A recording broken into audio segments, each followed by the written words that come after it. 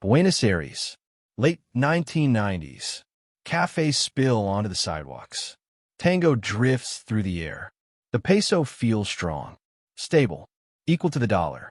1 peso, $1. A promise carved into law. Argentina looks modern, confident, almost European. Imported cars, overseas vacations, credit flowing like wine at dinner. After decades of chaos, inflation, and military rule, the nightmare seems over. Politicians smile. Economists applaud. The world calls it a miracle. But miracles built on debt don't last. They just explode quietly at first. The promise. In the early 1990s, Argentina was desperate. Hyperinflation had destroyed savings, trust, and patience. Money lost value, so fast people rushed to spend it before lunch. Argentina wasn't desperate because of one bad year. It had been fighting inflation for decades. Military governments, weak democracies, and endless money printing had trained the country to fear its own currency. So the government made a radical bet. They tied the peso to the US dollar. Permanently. No printing money. No adjustments. Discipline by force. At first it worked. Inflation collapsed. Confidence returned. Foreign investors poured in, chasing stability. In a region famous for chaos. For a moment, Argentina felt rich. But stability has a price. And Argentina paid it with flexibility. The golden cage. The currency peg was a beautiful prison. As long as the dollar was strong, Argentina had to be strong too, even when it wasn't. Exports became expensive. Local industries struggled. Imports flooded in, cheaper and shinier. This wasn't Argentina's first shortcut.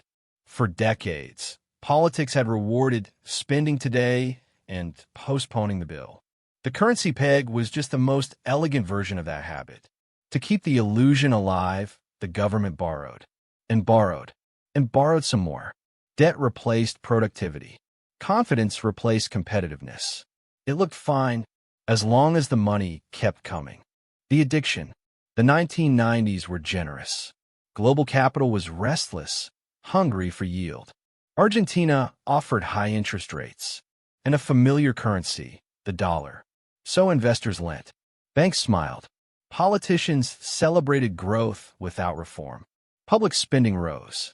Taxes stayed low. Deficits widened. But no one panicked. Because the peso was safe. Except it wasn't safe. It was fragile, balanced on foreign money, and borrowed time. For years, the math didn't matter. Until suddenly, it did. The world turns. By the late 1990s, the mood shifted. Asia collapsed. Russia defaulted. Brazil devalued its currency. Suddenly, investors became cautious. Money stopped flowing into risky markets. Argentina felt the cold immediately. Without capital inflows, the economy stalled. Unemployment climbed. Tax revenues fell. But the peso couldn't adjust. Devaluation was illegal. So the government did the only thing left. It borrowed more. The spiral. Debt grew heavier. Interest rates rose. Each loan made the next one harder. The economy shrank, but obligations didn't. To reassure investors, the government promised austerity.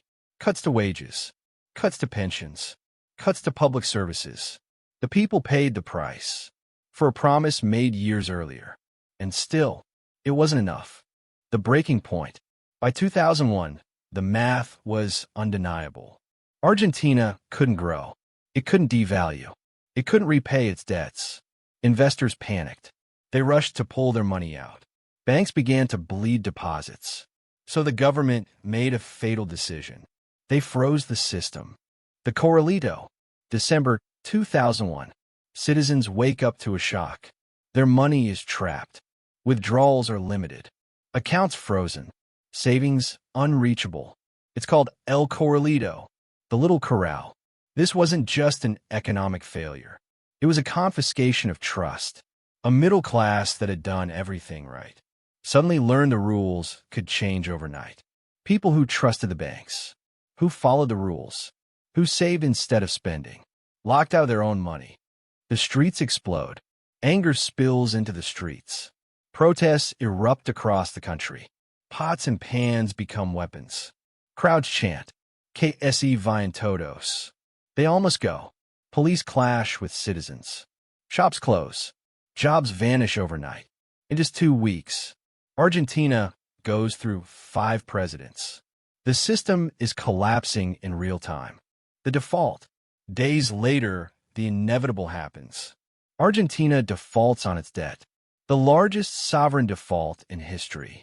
At the time, over $100 billion. Gone. The peso peg collapses. The currency is devalued. Savings evaporate. Middle-class families fall into poverty, almost overnight. Decades of effort erased in months. The human cost. This wasn't just an economic failure. It was social trauma. Doctors driving taxis.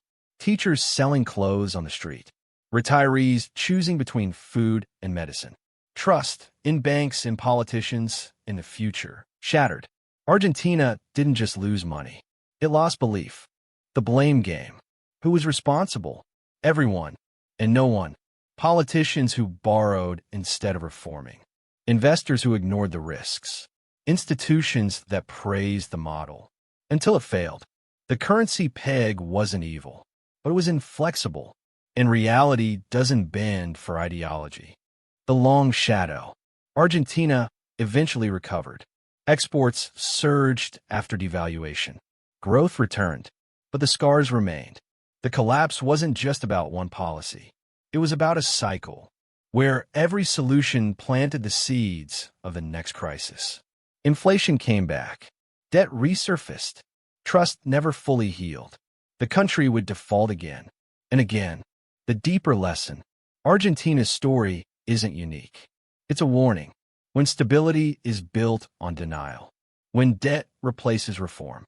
When confidence replaces competitiveness. The crash doesn't come suddenly. It arrives slowly, then all at once. The echo. Today, markets still chase certainty. Politicians still promise growth without sacrifice. Currencies are still treated like magic shields. Argentina reminds us of a brutal truth. You can't peg your way out of reality. You can't borrow your way into prosperity. And you can't freeze trust and expect it to survive. Argentina didn't collapse because it was reckless. It collapsed because it believed. The illusion was permanent. And when belief breaks, systems follow. We tell these stories, so history doesn't repeat itself quietly. If you want more deep dives into economic collapses, like and subscribe.